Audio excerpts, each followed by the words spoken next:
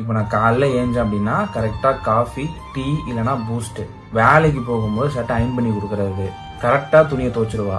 இன்னைய வரைக்குமே நான் வேலைக்கு போகும்போது சாப்பிடாம போனது கிடையாது. நான் பொம்பளை, நான் தான் எல்லா வேலையும் செய்யணுமா அப்படின்ற மாதிரி, நீ ஆம்பளையா அப்படின்ற மாதிரிலாம் கேட்க மாட்டா. நீ வேலைக்கு போற, குடும்பத்தை பாத்துக்கிற, அதனால உனக்கு நான் ஹெல்ப் பண்றேன் அப்படின்னு சொல்லி புரிஞ்சு நடந்துப்பா.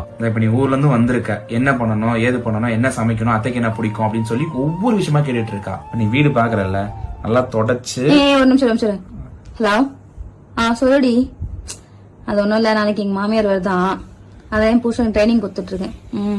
எல்லாம் போட்டு படுத்தி எடுத்துரும். சரி போய் நான் அப்புறம் பேசுறேன். என்ன சொல்லிட்டு இருந்தேன்? அதான் வீடு நல்லா பளிச்சுன்னு தொடச்சு வைப்ப. உங்க அம்மா வீடு? எங்க அம்மா வீடு நல்லா பளிச்சு தொடச்சு வைப்ப. சாப்பாட்டுல உப்பு சக்கரை எல்லாம் அதெல்லாம் கரெக்டா இருக்கும். அது எறா குழம்பு?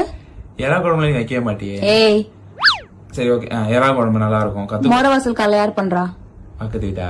எதுக்கு இழிக்கிற? இல்ல நீதான்.